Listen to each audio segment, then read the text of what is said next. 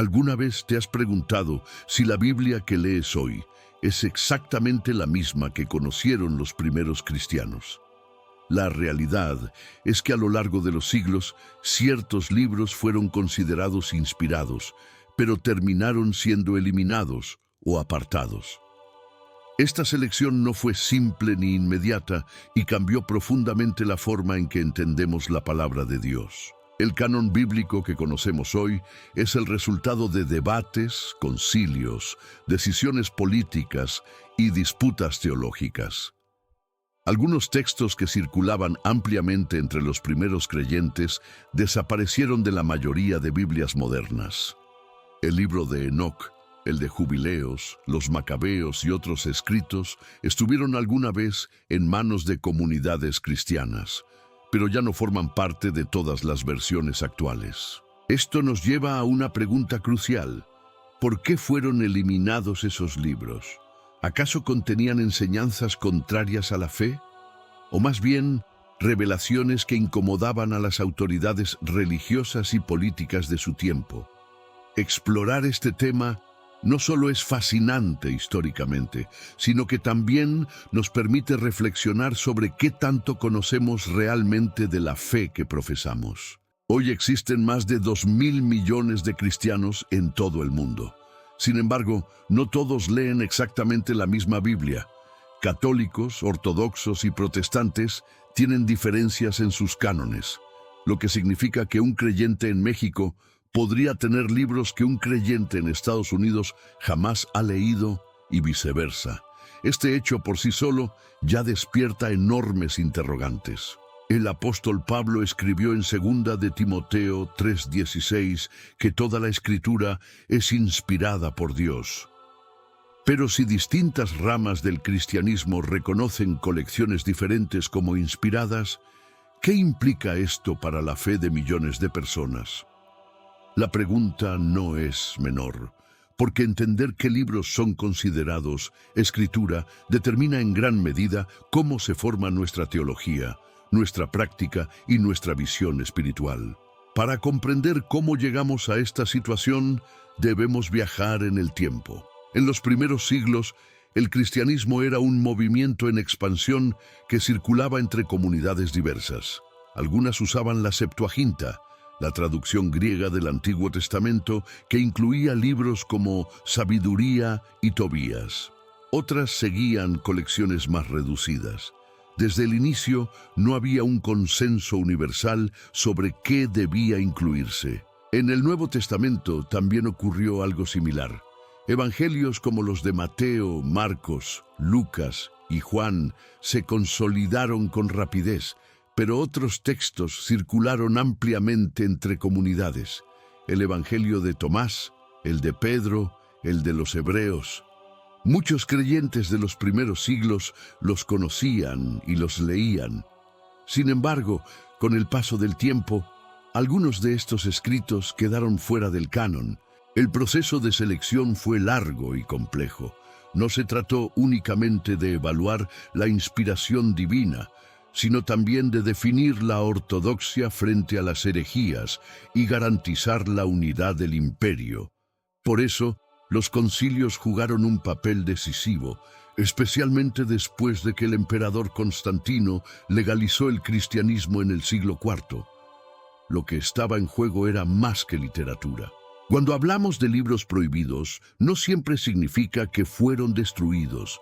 Muchos sobrevivieron como textos apócrifos, es decir, escritos que circulaban en comunidades pero que la Iglesia oficial no reconoció como inspirados. Algunos fueron preservados en monasterios, otros se redescubrieron siglos después, como los famosos manuscritos de Qumrán en 1947, que revelaron fragmentos de obras conocidas y otras hasta entonces desconocidas. En este recorrido vamos a explorar qué libros fueron eliminados, cuáles permanecieron, qué razones se dieron para incluir unos y excluir otros, y cómo estas decisiones impactan todavía hoy nuestra comprensión de la fe. Quédate hasta el final, porque algunos de estos descubrimientos pueden sorprenderte y quizá cambiar para siempre la manera en que entiendes la historia de la Biblia. El canon bíblico no surgió de un día para otro como una lista cerrada e inmutable. Fue el resultado de siglos de debates y decisiones tomadas en contextos históricos muy concretos. Por eso, cuando hoy abrimos una Biblia, estamos viendo la culminación de un proceso que atravesó persecuciones, concilios, luchas doctrinales y también intereses políticos que influyeron en qué textos se aceptaron y cuáles quedaron fuera.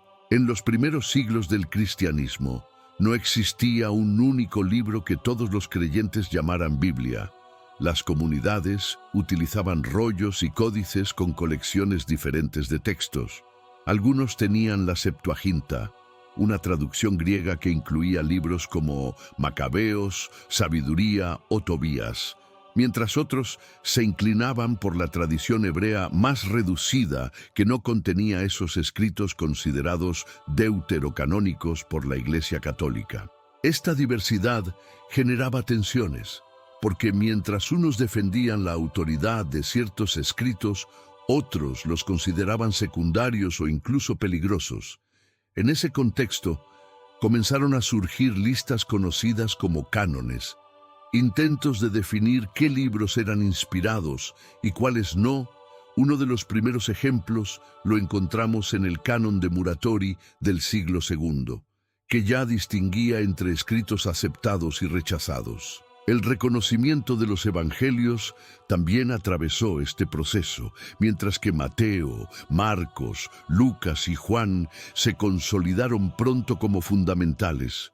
Otros evangelios como el de Tomás, el de Pedro o el de los Hebreos circulaban en varias comunidades. Algunos de ellos incluso eran apreciados por grupos cristianos. Sin embargo, con el tiempo fueron descartados porque no coincidían con la doctrina oficial que se buscaba consolidar. En este escenario, la persecución jugó un papel importante. Los cristianos eran una minoría perseguida en el Imperio Romano y debían defender su fe con claridad frente a las acusaciones de herejía o rebelión. En medio de esa presión, tener un canon claro ayudaba a fortalecer la identidad y a distinguir los escritos verdaderamente apostólicos de aquellos que podían ser usados por grupos considerados heréticos como los gnósticos. Un momento decisivo ocurrió en el año 313 después de Cristo, con el Edicto de Milán, cuando el emperador Constantino legalizó el cristianismo. A partir de ahí, la Iglesia pasó de ser perseguida a convertirse en una institución reconocida y con influencia. Esto también trajo la necesidad de unificar la doctrina, porque un imperio dividido en creencias podía generar inestabilidad política, y los textos sagrados eran pieza clave de esa unidad. Los concilios ecuménicos comenzaron a celebrarse precisamente en ese contexto, y uno de los más importantes fue el de Nicea en el año 325, aunque no definió por completo el canon bíblico, sí estableció precedentes en cuestiones doctrinales que afectarían después la selección de libros, porque si una obra contradecía la doctrina aprobada, automáticamente era descartada.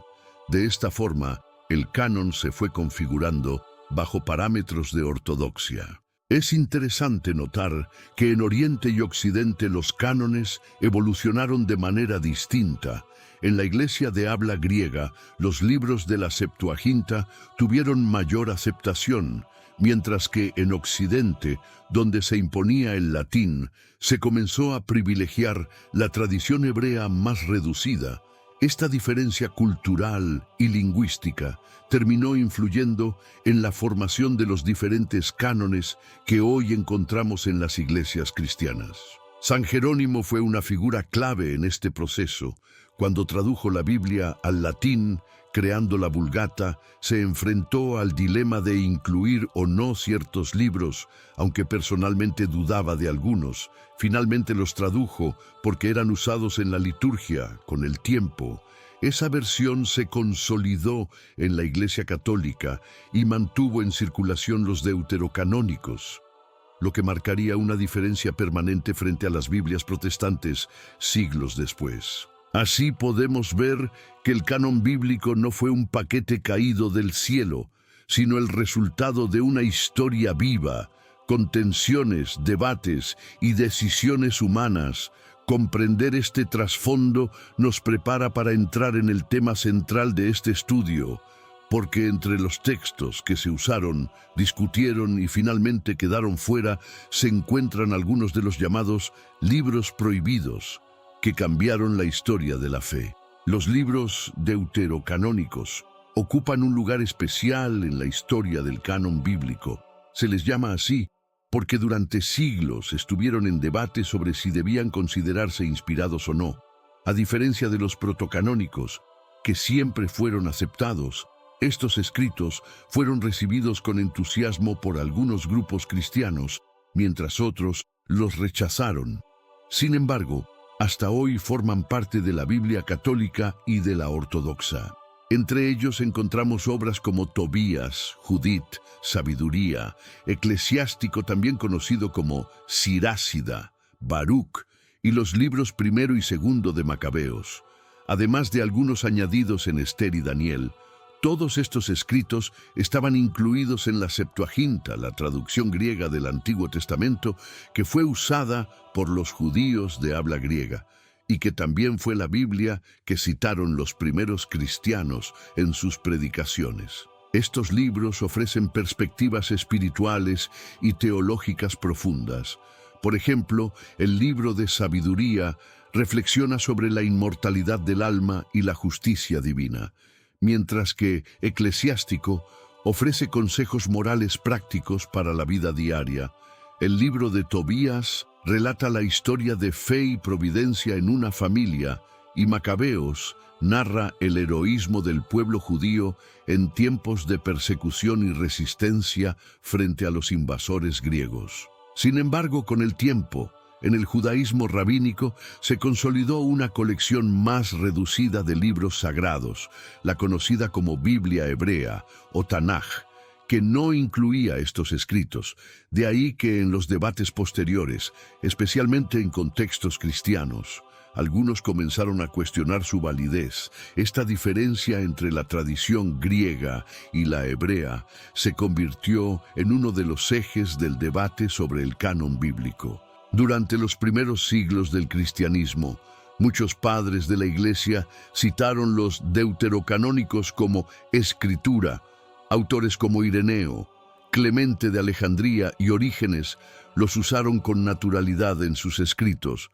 Esto demuestra que no eran considerados extraños, sino parte de la tradición.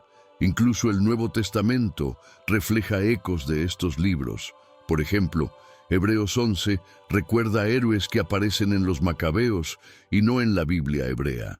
A pesar de esa aceptación inicial, no todos estaban de acuerdo. San Jerónimo, traductor de la Vulgata, manifestó reservas sobre ellos porque no estaban en el hebreo. Aunque al final los incluyó por uso litúrgico, su vacilación fue usada más tarde por los reformadores protestantes para justificar su exclusión. Lo cierto es que, a pesar de las dudas, en la tradición católica y ortodoxa, estos escritos siempre tuvieron valor inspirador. La Reforma protestante en el siglo XVI marcó un punto de quiebre. Martín Lutero tradujo la Biblia al alemán y separó los deuterocanónicos, ubicándolos en una sección aparte bajo el título de apócrifos. Él no los eliminó por completo, pero sí los declaró útiles para leer, aunque no al mismo nivel de inspiración que los otros libros. Este gesto abrió la puerta a que más tarde muchas Biblias protestantes los retiraran totalmente. El Concilio de Trento, en 1546, respondió con firmeza a esta situación, declarando oficialmente que los deuterocanónicos eran parte integral de la escritura inspirada.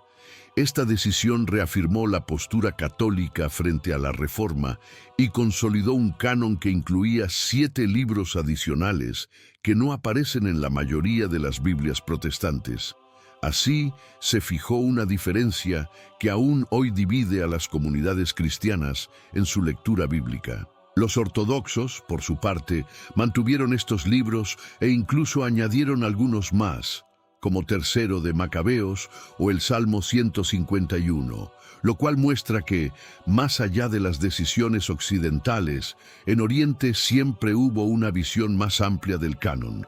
Esto confirma que no existe una sola lista aceptada universalmente, sino varias, cada una marcada por la historia y la tradición de su comunidad de fe.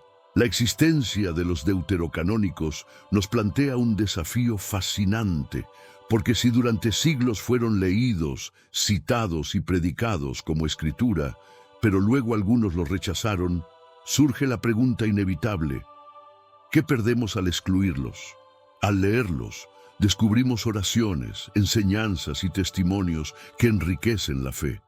Comprender por qué fueron considerados inspirados por tantos creyentes es clave para entender la complejidad del canon bíblico.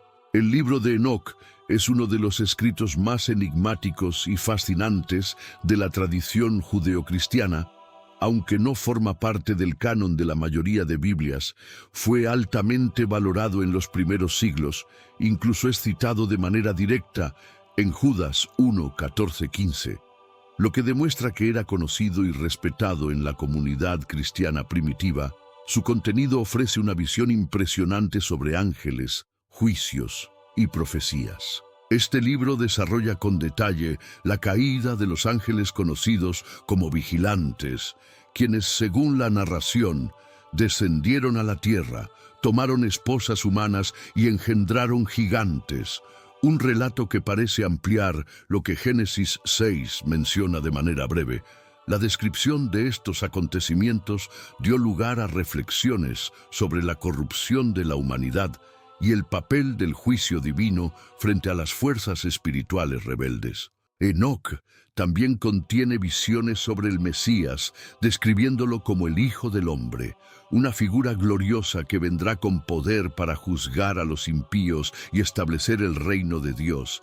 Estas imágenes resonaron profundamente en los primeros cristianos, porque encontraban en ellas paralelos con las palabras de Jesús y con pasajes del Nuevo Testamento como Mateo 24 y Apocalipsis, lo que refuerza su influencia en la fe primitiva. A pesar de su importancia, el libro de Enoc fue descartado en la mayoría de tradiciones. Algunos lo consideraron demasiado especulativo.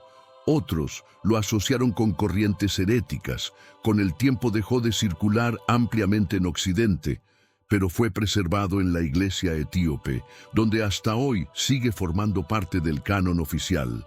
Esta excepción confirma que la valoración de los libros no fue igual en todas las comunidades cristianas. Otro texto que tuvo relevancia fue el libro de los Jubileos, también llamado el Pequeño Génesis.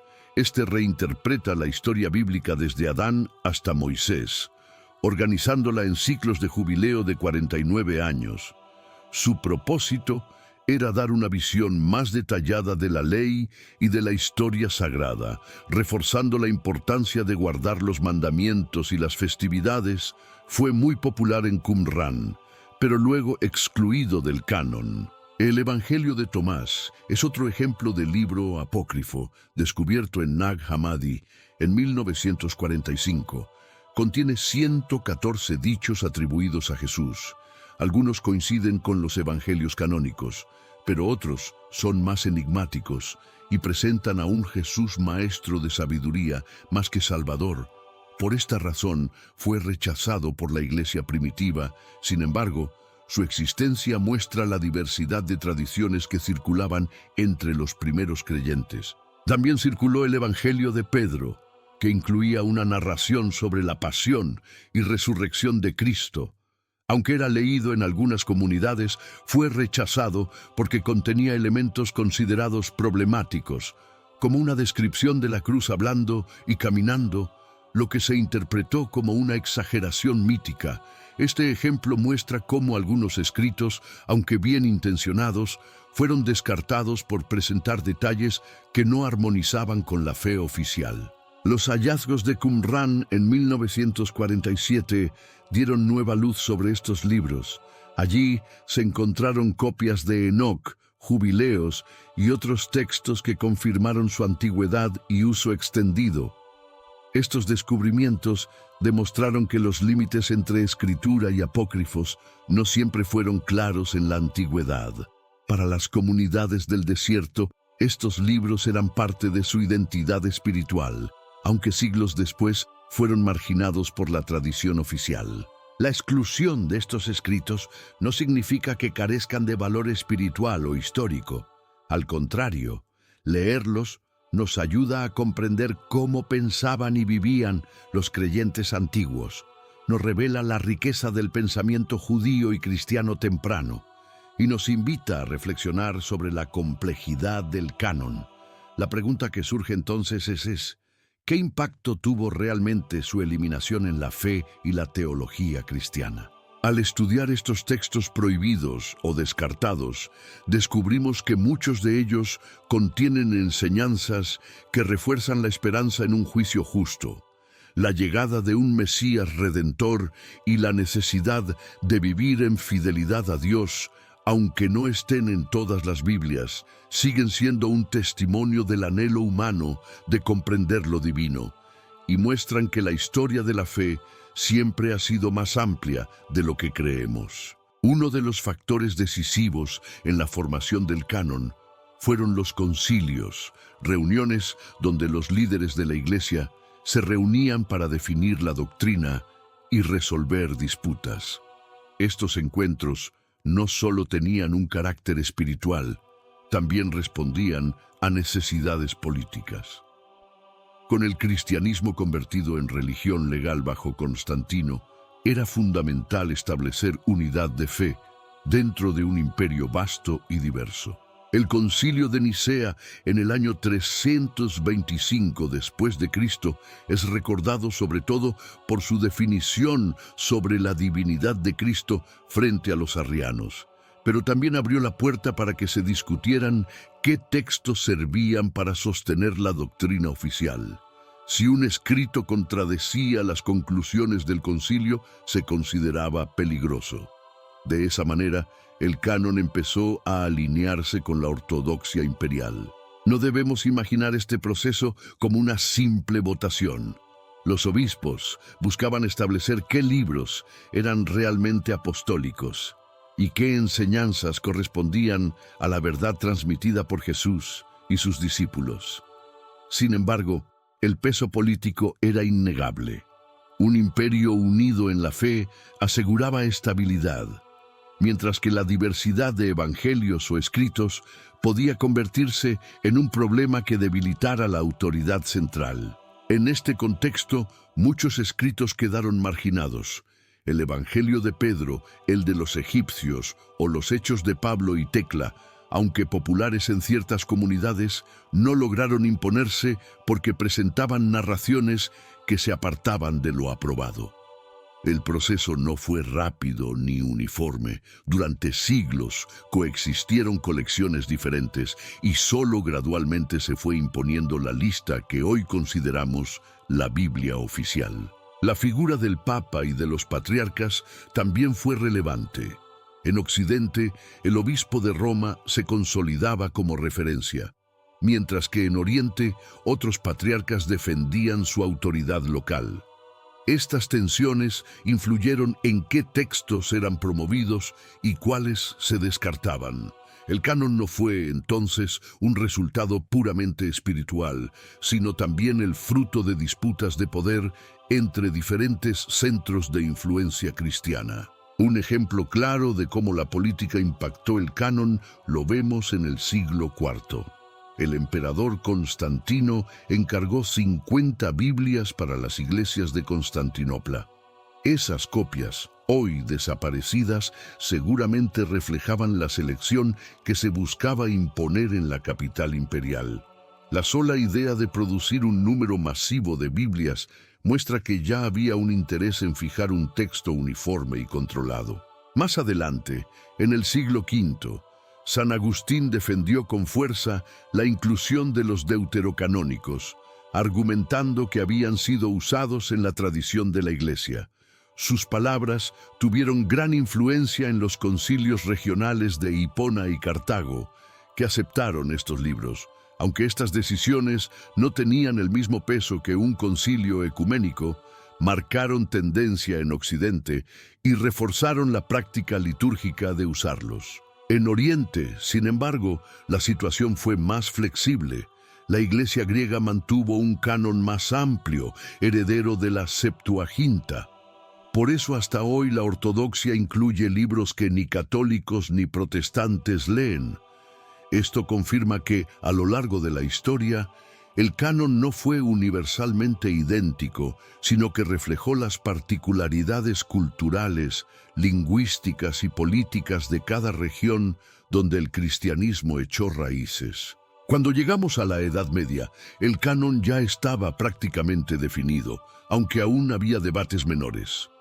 La Vulgata de San Jerónimo, pese a las reservas iniciales del traductor, se convirtió en la Biblia oficial de la Iglesia Católica.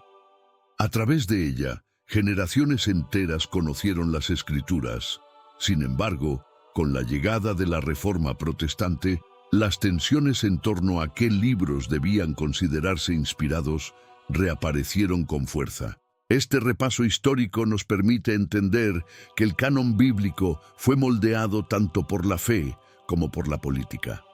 Los concilios, las decisiones imperiales y las luchas de poder influyeron en qué textos sobrevivieron y cuáles quedaron relegados al olvido. Reconocer este trasfondo no debilita la Biblia, al contrario, nos ayuda a valorar el precio que se pagó para conservarla y nos prepara para analizar sus diferencias actuales. Hoy en día las diferencias entre católicos, ortodoxos y protestantes en torno al canon bíblico siguen siendo evidentes. Aunque todos coinciden en los 27 libros del Nuevo Testamento, el Antiguo Testamento es donde surgen las variaciones. Para los católicos, la Biblia incluye 46 libros. Para la mayoría de los protestantes son 39, mientras que en las iglesias ortodoxas el número puede superar los 50. La Iglesia Católica mantiene los llamados libros deuterocanónicos: Tobías, Judith, Sabiduría, Eclesiástico, Baruch y Primero y Segundo de Macabeos, además de añadidos en Esther y Daniel. Estos textos forman parte oficial de la liturgia, se leen en misas y se consideran inspirados. Su presencia refuerza aspectos teológicos importantes como la intercesión de los santos, la oración por los difuntos y la esperanza en la resurrección. Los protestantes, en cambio, siguiendo la tradición judía del Tanaj, excluyeron estos libros. Para ellos, solo son válidos los 39 del canon hebreo. Martín Lutero los colocó en una sección aparte, pero generaciones posteriores los eliminaron por completo. Así, en muchas Biblias protestantes no aparecen Macabeos ni Sabiduría, lo que significa que millones de cristianos jamás han leído historias que para otros resultan fundamentales. La Iglesia Ortodoxa Oriental ofrece un panorama todavía más amplio.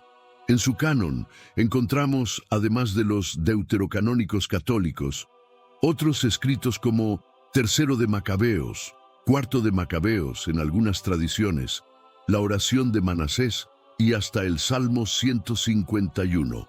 Para ellos, la Septuaginta sigue siendo la base más confiable, pues fue la Biblia usada por los apóstoles y por las primeras comunidades cristianas de habla griega. Estas diferencias no son meramente técnicas, afectan la espiritualidad, la predicación y la enseñanza en cada tradición. Por ejemplo, el segundo libro de Macabeos presenta la oración por los muertos como práctica piadosa, fundamento que respalda la doctrina católica del purgatorio. En cambio, al no incluirlo, muchas comunidades protestantes consideran que esta enseñanza carece de apoyo bíblico. El canon, por lo tanto, influye directamente en la teología. El libro de Sabiduría ofrece otro ejemplo. Allí se habla con claridad de la inmortalidad del alma y de la justicia divina que recompensa a los justos. Para católicos y ortodoxos es una fuente de esperanza y consolación, pero al estar ausente en la mayoría de las Biblias protestantes, estas ideas no tienen el mismo peso en la formación doctrinal de sus fieles. La selección de libros marca así la diferencia en la fe. No obstante, más allá de las discrepancias, todos reconocen que la palabra de Dios es central. Católicos, ortodoxos y protestantes defienden la inspiración de las Escrituras, aunque no siempre coincidan en la lista exacta. Esta realidad nos obliga a reflexionar. ¿Qué significa que distintos cristianos lean colecciones diferentes y aún así confiesen a Cristo como Señor? Tal vez la respuesta esté en distinguir lo esencial de lo secundario. Las diferencias de canon han sido también un campo de debate ecuménico. En diálogos entre católicos y protestantes, algunos teólogos han señalado que, aunque los deuterocanónicos no sean reconocidos por todos, contienen enseñanzas que armonizan con el resto de la Biblia. Por eso, algunos estudios bíblicos protestantes recomiendan leerlos como literatura edificante, aunque no se les otorgue el mismo nivel de inspiración. En el plano histórico, estas variaciones muestran la riqueza y la diversidad de la tradición cristiana. El hecho de que existan distintos cánones nos recuerda que la Biblia no fue entregada en un solo paquete cerrado, sino que creció en el tiempo, dentro de comunidades vivas que buscaban la verdad de Dios. Cada tradición preservó lo que consideraba más fiel a esa verdad, y por eso hoy encontramos distintas colecciones. Comprender estas diferencias no debería dividirnos, sino enriquecer nuestro conocimiento. Saber que los ortodoxos leen textos que los católicos también veneran, pero los protestantes no, nos invita a dialogar y a reconocer que la palabra de Dios ha acompañado a su pueblo de formas diversas. El canon no es solo un tema de números, es una ventana a la historia de la fe y a la búsqueda de unidad en Cristo. Cuando un libro es excluido del canon, las consecuencias no se limitan a la pérdida de un texto. También se transforma la manera en que los creyentes entienden a Dios y su relación con la humanidad. Cada escrito aporta una perspectiva única.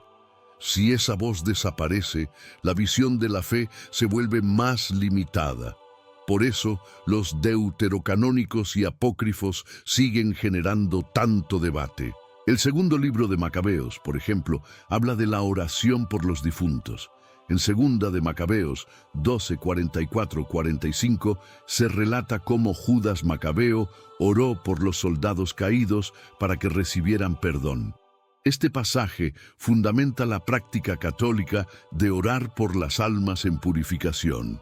Sin este texto, muchos protestantes rechazan tal enseñanza, pues no encuentran respaldo en los libros que consideran inspirados. El libro de Tobías presenta la historia de un joven que, con la ayuda del ángel Rafael, vence a un demonio y construye una familia basada en la fe.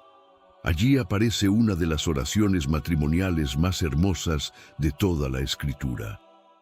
Para católicos y ortodoxos, este relato inspira confianza en la providencia divina. Para quienes no lo leen, esa enseñanza espiritual queda en segundo plano. El libro de sabiduría ofrece reflexiones profundas sobre la vida eterna y el destino de los justos. En Sabiduría 3:1 se declara: «Las almas de los justos están en las manos de Dios, y no les tocará tormento alguno». Estas palabras han consolado a generaciones de creyentes. Su ausencia en el canon protestante significa que millones de fieles no tienen acceso a este mensaje de esperanza en sus Biblias habituales. Incluso el eclesiástico Sirásida transmite consejos prácticos para la vida cotidiana. Habla de honrar a los padres, ser justo en los negocios y practicar la humildad. Es un manual de sabiduría atemporal que conecta lo divino con lo humano. Al quedar fuera de muchas Biblias, se pierde un recurso espiritual que habría enriquecido la ética y la enseñanza cristiana en distintos contextos. La exclusión de libros también afecta a la liturgia. En la Iglesia católica y en la ortodoxa, lecturas de Macabeos, Sabiduría o Tobías forman parte de celebraciones importantes. En funerales, bodas o fiestas, estos textos alimentan la espiritualidad comunitaria. En cambio, en comunidades protestantes, estas lecturas nunca aparecen, lo que crea experiencias distintas en la vivencia de la fe y en la memoria colectiva del pueblo cristiano.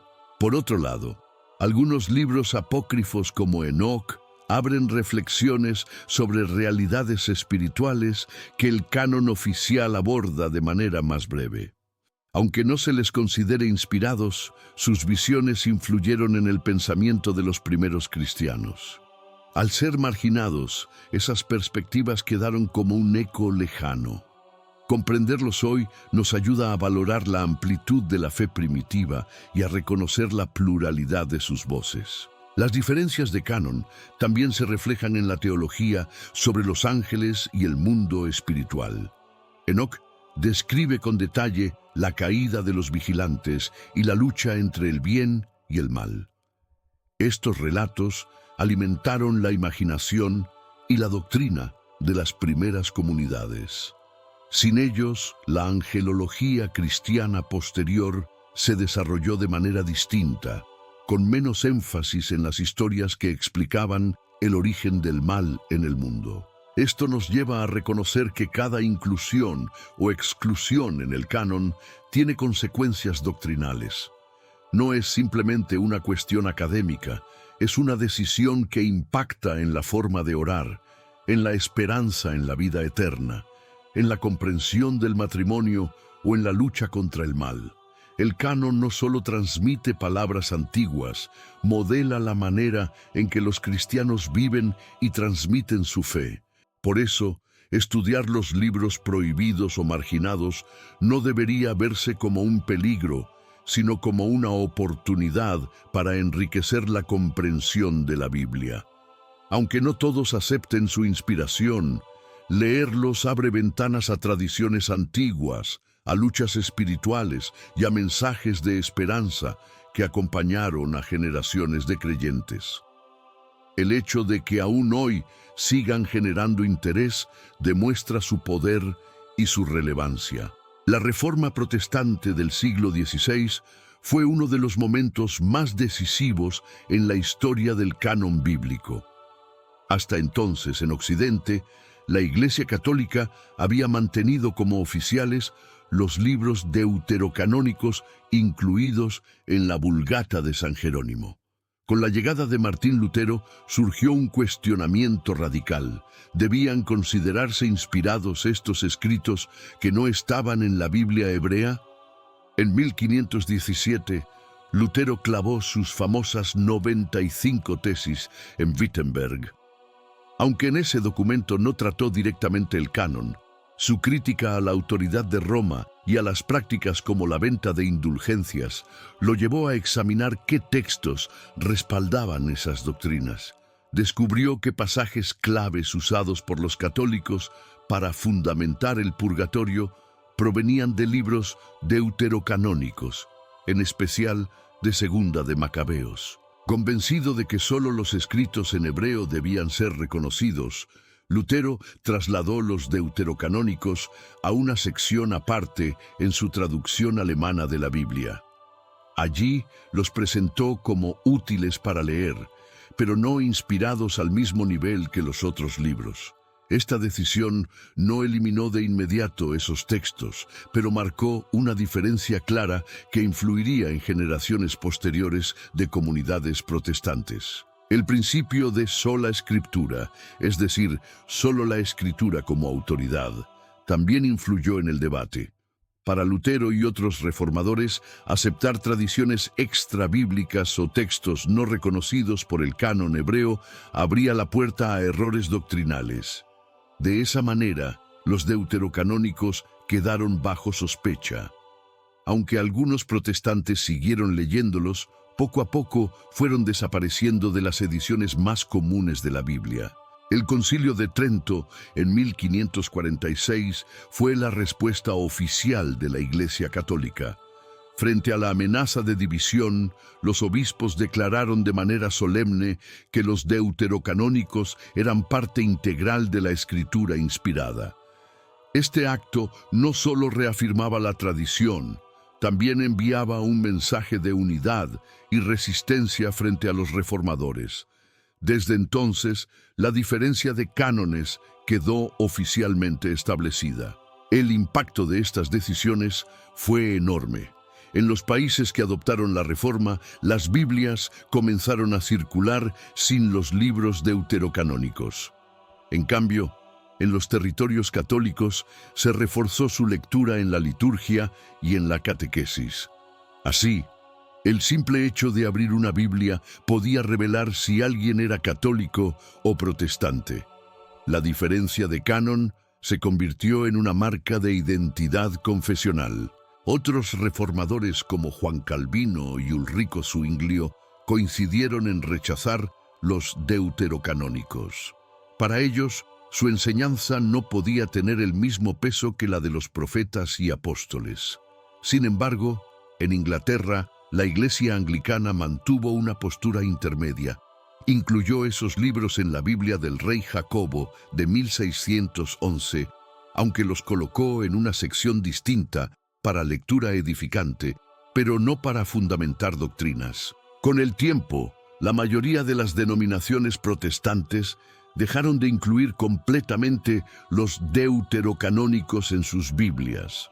Fue recién en el siglo XIX cuando sociedades bíblicas como la británica y la extranjera decidieron publicar ediciones sin esos libros, alegando razones de costos y de pureza doctrinal. Desde entonces, millones de protestantes han crecido sin conocer textos que formaron parte de la fe de generaciones anteriores. El debate sobre el canon en la Reforma muestra cómo la interpretación de la Biblia está ligada a la autoridad. Para los católicos, la Iglesia tiene el poder de reconocer la inspiración de los libros. Para los reformadores, solo la escritura validada por el pueblo judío debía aceptarse.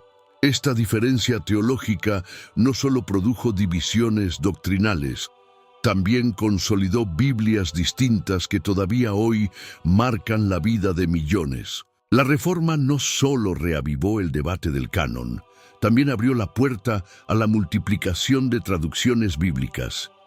Gracias a la imprenta, las escrituras se difundieron en lenguas vernáculas. Esto permitió a los creyentes leer por sí mismos y decidir qué aceptar como inspirado. En ese contexto, la exclusión de los deuterocanónicos no fue un detalle menor, sino un factor clave que definió el rumbo del cristianismo occidental.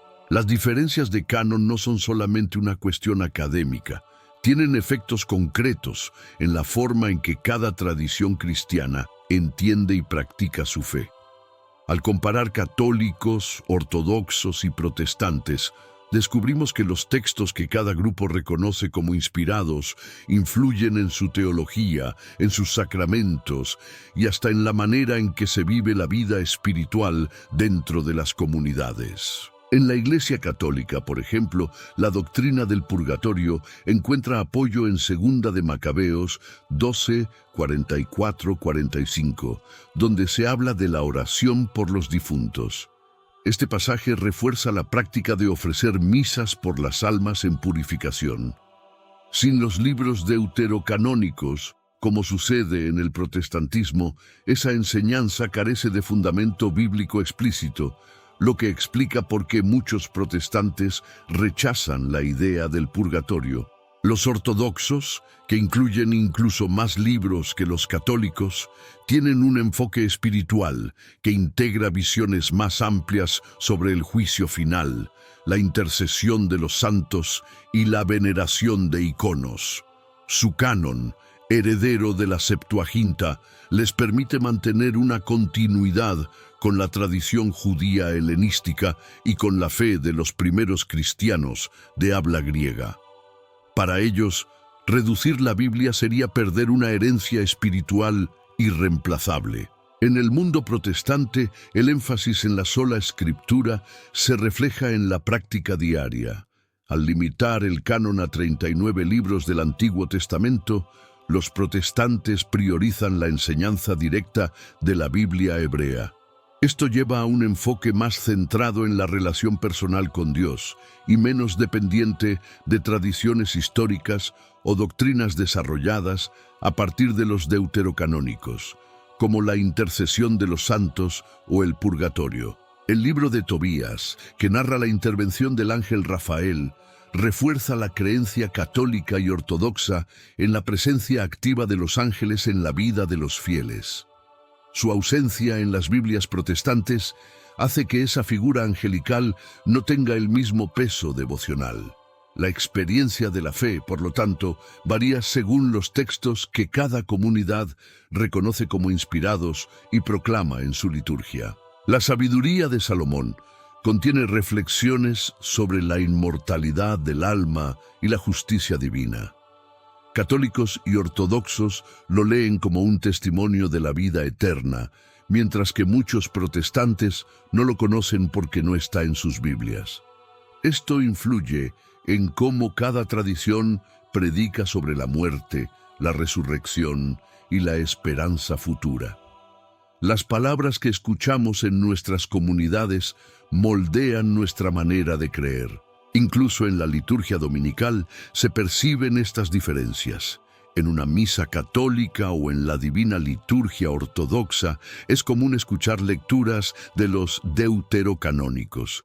En cambio, en un culto protestante jamás se proclamarán como palabra de Dios, porque no forman parte de su canon. Así, lo que para unos es escritura inspirada, para otros es solo un texto histórico o edificante sin autoridad doctrinal. Los sacramentos también reflejan esta influencia. El libro de Eclesiástico aconseja sobre el matrimonio y la vida familiar, textos que han inspirado la liturgia nupcial católica y ortodoxa. Al no ser reconocido en el protestantismo, esas enseñanzas quedan fuera de su marco bíblico y, por ende, su teología matrimonial se fundamenta más en los textos protocanónicos del Antiguo y Nuevo Testamento que en estos consejos sapienciales. El resultado es que, aunque todos los cristianos comparten la fe en Jesucristo, las diferencias de canon crean caminos espirituales distintos. La Biblia que se lee, los pasajes que se proclaman y los versículos que se memorizan determinan cómo se entiende la salvación, la vida eterna y la práctica religiosa. El canon no es solo un listado, es un mapa que guía la experiencia de fe. Al analizar estas diferencias, podemos preguntarnos si es posible hallar una unidad más allá de los libros. Tal vez lo que une a católicos, ortodoxos y protestantes no sea exactamente la misma colección de textos, sino la confesión común de Cristo como Salvador. No obstante, reconocer el impacto del canon nos ayuda a valorar la riqueza y la diversidad de la tradición cristiana en su historia y en su presente. El cristianismo es hoy la religión más numerosa del planeta, con más de 2.000 millones de fieles repartidos en todas las naciones. Sin embargo, la manera en que se vive esta fe varía de una región a otra, y en parte esto se debe a las diferencias en el canon bíblico. La Biblia que se lee en Roma no es exactamente la misma que se proclama en Moscú o en Nueva York. En América Latina, mayoritariamente católica, los libros deuterocanónicos han influido profundamente en la espiritualidad popular. Textos como Tobías o Judith han inspirado devociones, celebraciones y homilías durante siglos. En los funerales, la lectura de Sabiduría 3:1 ha consolado a millones. Las almas de los justos están en las manos de Dios. Sin esos textos, la liturgia y la religiosidad popular serían muy distintas. En cambio, en gran parte del mundo anglosajón, marcado por el protestantismo, estos libros no forman parte de la enseñanza habitual. Las homilías y estudios bíblicos giran alrededor de los 39 libros del Antiguo Testamento hebreo. Esto ha dado lugar a una espiritualidad centrada en la Escritura como autoridad única y a una desconfianza hacia tradiciones que no tengan un respaldo explícito en la Biblia hebrea. En el mundo ortodoxo, la amplitud del canon ha nutrido una liturgia ricamente simbólica y profundamente ligada a la tradición. Libros como Tercero de Macabeos o la Oración de Manasés siguen teniendo un papel en la vida de la Iglesia. Esta riqueza textual ha fortalecido una espiritualidad contemplativa, mística y comunitaria, en la que la continuidad con la fe antigua es vista como garantía de fidelidad al Evangelio. La influencia del canon se percibe también en la educación. En países católicos, generaciones enteras estudiaron pasajes de sabiduría o eclesiástico en colegios y catequesis. En contraste, en contextos protestantes, esos textos eran desconocidos. Esto significa que la formación moral y espiritual de los fieles varió según el canon recibido. Lo que se aprende en la infancia marca la manera en que se entiende la fe en la adultez. Incluso en la política y la cultura se ven huellas del canon. En Europa medieval, los macabeos fueron presentados como ejemplo de resistencia y fidelidad a Dios. Inspiraron cruzadas y movimientos de defensa de la fe. Sin embargo, en el mundo protestante, donde estos libros no se leían, otros pasajes bíblicos ocuparon ese lugar como fundamentos para la ética y la acción política. El canon orienta la historia de los pueblos. La literatura y el arte también reflejan estas diferencias. Pinturas, esculturas y poemas inspirados en Judith, decapitando a Holofernes, abundan en contextos católicos, mientras que son prácticamente inexistentes en ambientes protestantes. El repertorio de imágenes y símbolos con los que una cultura interpreta el mundo depende en parte de los libros que reconoce como sagrados. El canon no solo forma creyentes, también moldea civilizaciones enteras. En África y Asia, donde el cristianismo crece rápidamente, las diferentes ramas han llevado consigo sus Biblias particulares. Los católicos predican con los deuterocanónicos incluidos, los protestantes sin ellos y los ortodoxos con un canon aún más amplio. Así, comunidades vecinas pueden escuchar colecciones distintas de escritura. Esto plantea el desafío de la unidad en medio de la diversidad y al mismo tiempo enriquece el testimonio cristiano. El impacto global del canon muestra que la palabra de Dios, aunque leída de formas distintas, ha transformado culturas y sociedades. Cada tradición aporta su acento particular: la disciplina litúrgica católica, la fidelidad a la escritura protestante, la mística ortodoxa. Las diferencias de canon no anulan la fe común, pero explican por qué el cristianismo se vive de manera tan diversa en el mundo contemporáneo. Reflexionar sobre estas diferencias nos invita a reconocer que la Biblia no es solo un libro, sino una biblioteca que ha acompañado a la humanidad en sus búsquedas de sentido. Que unos cristianos lean unos textos y otros no, nos recuerda que la historia de la fe es dinámica. Aún con diferentes cánones, el cristianismo sigue siendo una fuerza transformadora que moldea corazones, familias, naciones y continentes enteros. En el mundo moderno, el cristianismo enfrenta el desafío del secularismo. En muchas regiones de Europa y Norteamérica, la práctica religiosa disminuye y el número de personas que se identifican como no creyentes crece. Ante esta situación, las diferencias de canon pueden parecer secundarias, pero en realidad influyen en cómo cada tradición responde a este entorno y en qué recursos bíblicos utiliza para defender la fe. Por ejemplo, los católicos y ortodoxos pueden acudir al libro de sabiduría para sostener la idea de la inmortalidad del alma y la justicia divina, un mensaje poderoso frente al escepticismo. En contextos protestantes, donde este libro no está presente, el énfasis recae en textos del Nuevo Testamento.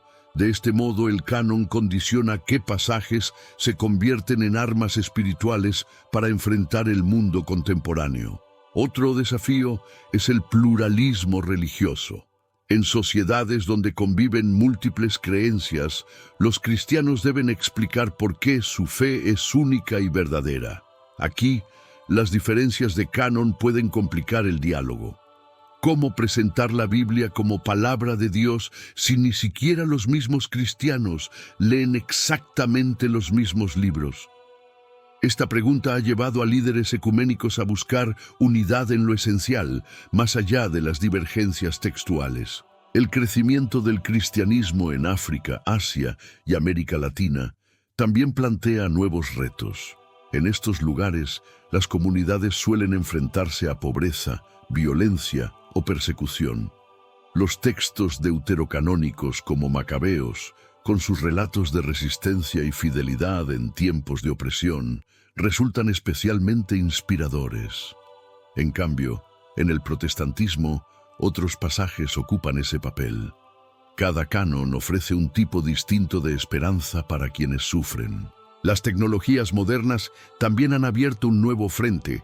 Hoy, cualquier persona puede acceder en Internet a Biblias con o sin deuterocanónicos, comparar traducciones y descubrir apócrifos como Enoc o Tomás.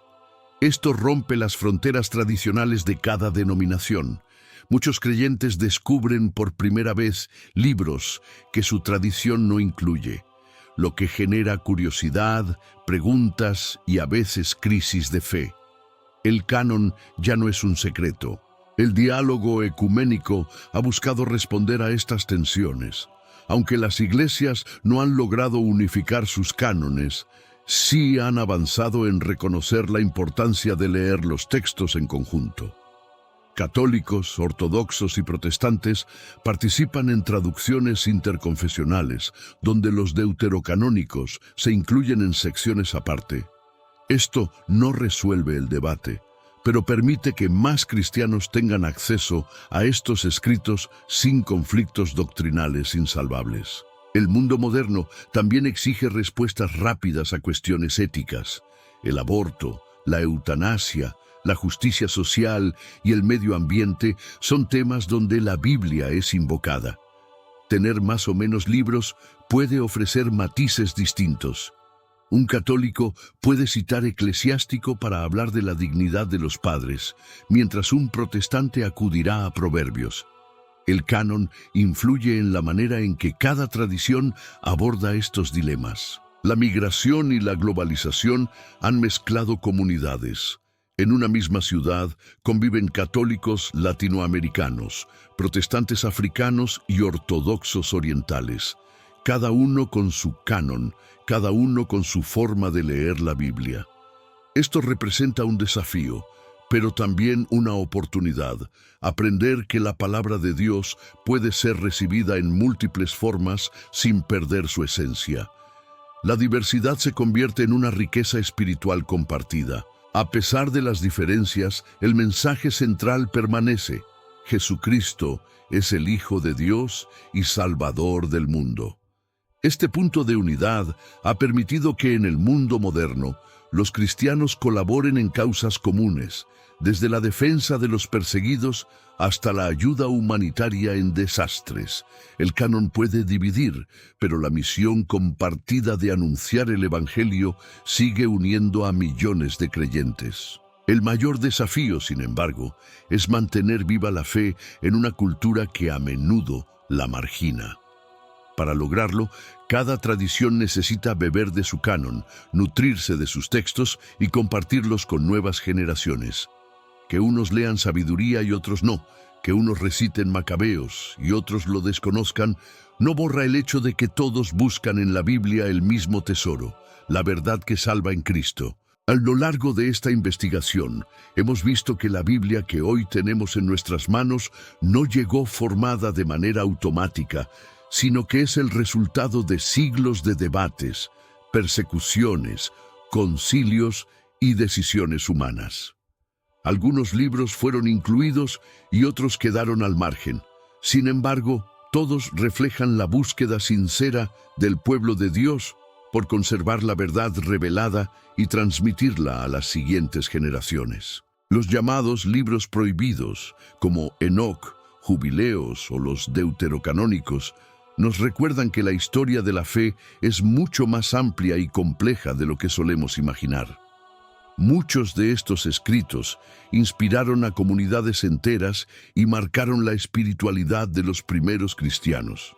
Al estudiarlos, descubrimos voces olvidadas que todavía tienen algo que decirnos acerca de la fidelidad, la esperanza y la justicia de Dios. Las diferencias de canon entre católicos, ortodoxos y protestantes muestran que la palabra de Dios ha sido recibida de maneras diversas. Esta diversidad no debería escandalizarnos, sino invitarnos a reconocer la riqueza de la tradición cristiana. Cada rama conserva un tesoro que ilumina aspectos distintos de la fe. Juntas forman un mosaico que refleja la grandeza del Evangelio de Cristo en la historia humana. Es cierto que la exclusión de algunos libros ha tenido consecuencias doctrinales y prácticas, como vimos en el caso del purgatorio, la intercesión de los santos o la comprensión del matrimonio. Pero aún así, lo esencial permanece. Todos los cristianos confiesan que Jesucristo es el Señor y creen en la salvación que Él ofrece. Esa confesión compartida es mucho más fuerte que las divisiones históricas. Al mirar el presente, entendemos que el canon bíblico, con todas sus diferencias, sigue siendo el libro más influyente de la historia. Ha moldeado culturas, inspirado leyes, sostenido a pueblos perseguidos y dado esperanza a millones. Aunque el mundo cambie, la Escritura sigue viva, porque como declara Isaías 48, sécase la hierba, marchítase la flor, mas la palabra del Dios nuestro permanece para siempre. La invitación es clara, a perder el miedo de profundizar en estos temas, de leer, de investigar y de dialogar. Conocer la historia de los libros prohibidos no debilita la fe, al contrario, la fortalece, porque nos hace conscientes de todo lo que Dios ha permitido para que hoy tengamos su palabra en nuestras manos y en nuestros corazones. La fe crece cuando se apoya en la verdad. Así como los primeros cristianos enfrentaron persecuciones y divisiones, también nosotros hoy debemos enfrentar los retos de un mundo cambiante. La Biblia, con sus diferentes formas de transmisión, sigue siendo la brújula que orienta nuestro caminar. Estudiarla en toda su amplitud, incluyendo los textos olvidados, nos ayuda a ver la fidelidad de Dios a lo largo de la historia y a mantenernos firmes en la palabra viva de Cristo. El futuro del cristianismo no depende de tener exactamente los mismos libros en todas las Biblias, sino de vivir el mensaje central que une a todas. Amar a Dios con todo el corazón y amar al prójimo como a uno mismo. Juan 13:35 nos recuerda: en esto conocerán todos que sois mis discípulos, si tuviereis amor los unos con los otros. La unidad verdadera nace del amor en Cristo. Por eso, más allá de los debates sobre el canon, la invitación es a volvernos a Jesús, la palabra hecha carne.